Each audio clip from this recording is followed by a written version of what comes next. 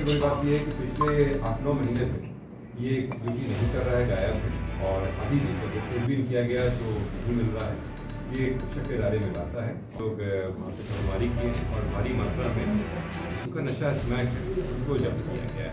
Smack लाते हैं, उसमें मिलावट करके अन्य जगहों पर। नमस्कार, आप देख रहे हैं एवी न्यूज।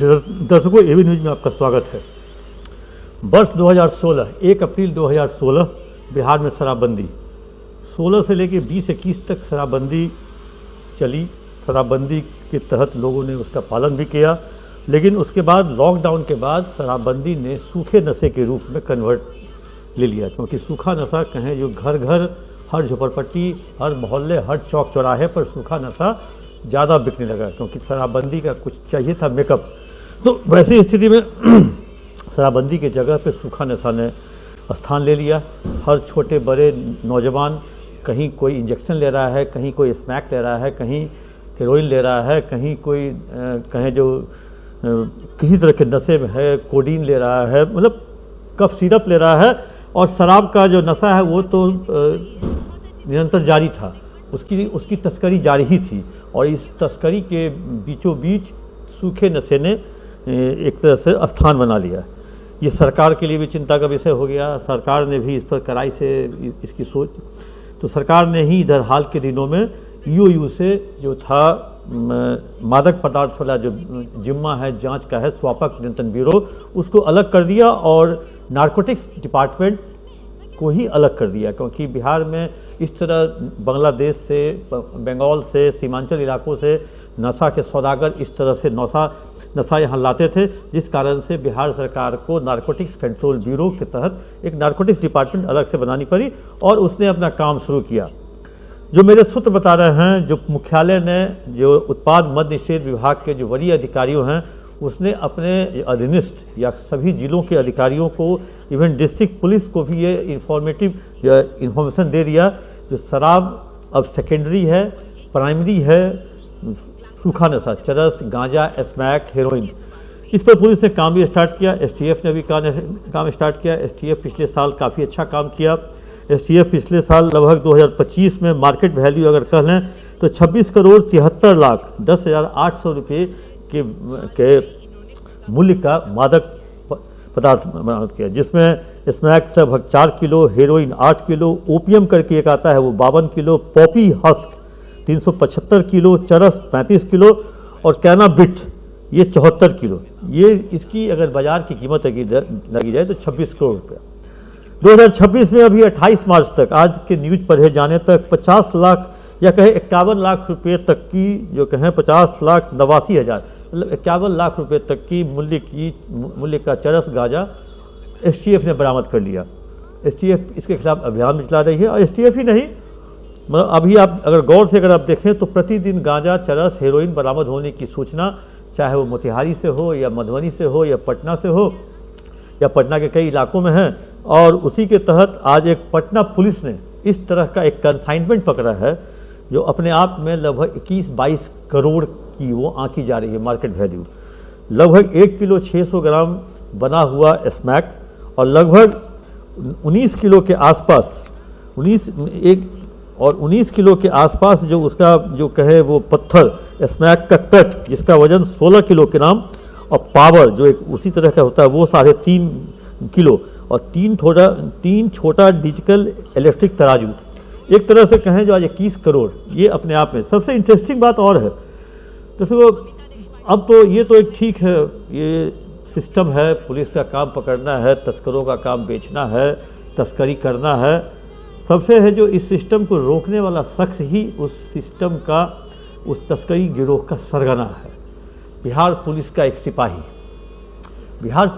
सिपाही जो 2007-8 बैच का सिपाही है, सीनियर एसपी ने प्रेस कॉन्फ्रेंस में नाम भी लिया।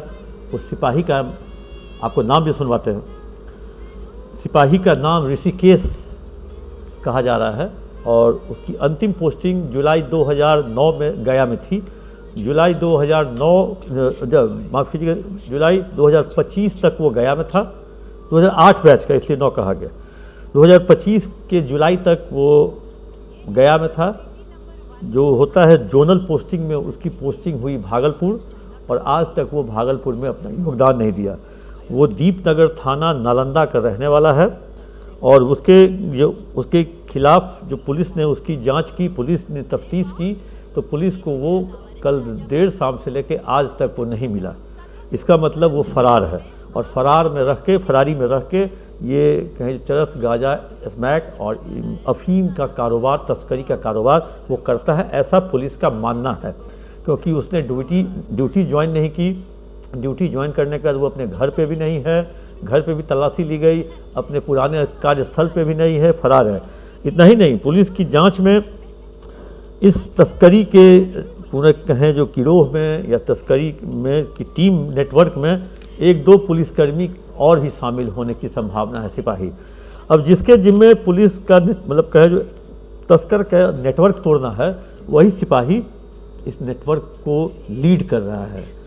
और जो गिरफ्तार जो लोग हैं, जो आलमगंज थाना क्षेत्र के रॉयल ग्रीन अपार्टमेंट से गिरफ्तार हुए, जिनके पास से लगभग 1 किलो 600 ग्राम स्मैक बरामद हुआ, उनका नाम जितेंद्र कुमार है और नीतीश कुमार है।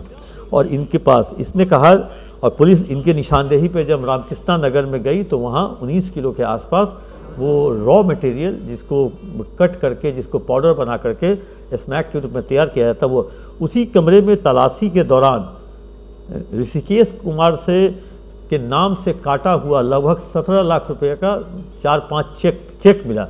इसका मतलब वो जो सामान की डिलीवरी देता था उसका पेमेंट वो चेक से लेता था, और जो चेक वो उसने इन कैश नहीं कराया था वो उस कमरे में मिला। जब उस कमरे में इन लोगों से पूछताछ की गई, जितेंद्र और नीतीश से, तो ये कहा जो ये ऋषिकेश का है और ऋषिकेश बिहार पुलिस का सिपाही है। पूछा गया कि कहाँ पोस्टेड हो, तो ऋषिकेश के बारे में उन लोगों ने कहा ये भागलपुर में पोस्टेड है। भागलपुर में जब मैंने जानकारी ली, भागलपुर एसपी से जब मैंने बात की, उनको जब मैंने नाम ये पता दिया, कहा उन्होंने आज इत्तेफाकन लाइन का था inspection, Bhagalpur IG line inspection में गए हुए थे, तो वहीं उन्होंने सारे डॉक्यूमेंट की पड़ताल की। कहा जो ऋषिकेश नाम का कोई सिपाही कहे जो पिछले 1 साल में कोई अराइवल नहीं है। तब उनके पास भी ये जानकारी पहुंच गई, नालंदा दीपनगर गया से आने वाला था लेकिन आया नहीं है, और अभी तक भागलपुर पुलिस लाइन ऋषिकेश के इंतज़ार में ही है। अब शायद इंतज़ार में ही रह जाएगी, ऋषिकेश शायद वहाँ नहीं पहुँच पाएगा, क्योंकि बिहार पुलिस के लिए अब प्रायोरिटी हो गया है सूखा नशा, चरस, गांजा, अफीम, स्मैक। क्योंकि इससे कहें जो एक पूरा जो कहें जो कौम या कहें पौध, जो युवा पीढ़ी की पौध है, वो बर्बाद हो रही है। पटना में कई इलाके हैं, कंकरबाग थाना के सामने झोपड़पट्टी, वहाँ भी हाल के ही दिनों में रेड हुआ था, लोग 300 से 400 पीस इंजेक्शन मिला था। कुछ जो युवा वर्ग है वो इंजेक्शन से लेते हैं। फिर पटना के कई सारे इलाकों में, उसके बाद इतना ही नहीं, इसके बाद आप कह लीजिए जो बेऊर के इलाके में मिला था, लगभग बेऊर में 1 किलो स्मैक, आलमगंज में 2 किलो, खगौल में 5 किलो, लगभग 40 करोड़ के आसपास का पिछले कहें जो सितंबर से लेकर फरवरी तक, मेरे पास मार्च का आंकड़ा पटना जिला का नहीं है, लेकिन गांजा बरामद हुआ है 1315 किलो, हेरोइन बरामद हुआ है लगभग 1 किलो के आसपास, अफीम लगभग 1.25 किलो, ब्राउन शुगर स्मैक लगभग पटना में लगभग 4 किलो, कफ सिरप 11,245 लीटर और नशीली सुई 14,612 पीस। ये सितंबर, अक्टूबर, नवंबर, दिसंबर, जनवरी, फरवरी।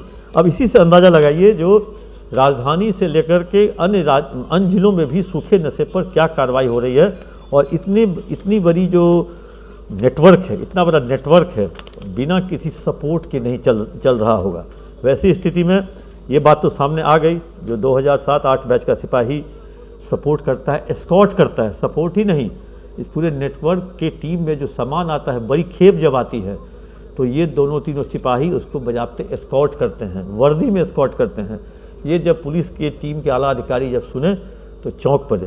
अब पटना पुलिस और STF के जिम्मे, या कहे जो उसके ऊपर जिम्मा यही रह गया जो इस फरार सिपाही की टीम को, इसे या उसके साथियों के साथ ऋषिकेश को जब तक गिरफ्तार नहीं करेगी तब तक इस पूरे नेटवर्क का खुलासा नहीं होगा, क्योंकि इस तरह का काम बिना किसी सफ़ेद पोस्ट के समर्थन से, संरक्षण से हो ही नहीं सकता। दर्शकों दीजिए इजाज़त, कुछ अपडेट्स के साथ फिर आगे आपसे मिलेंगे। आप अपना कमेंट बॉक्स में देना न भूलें।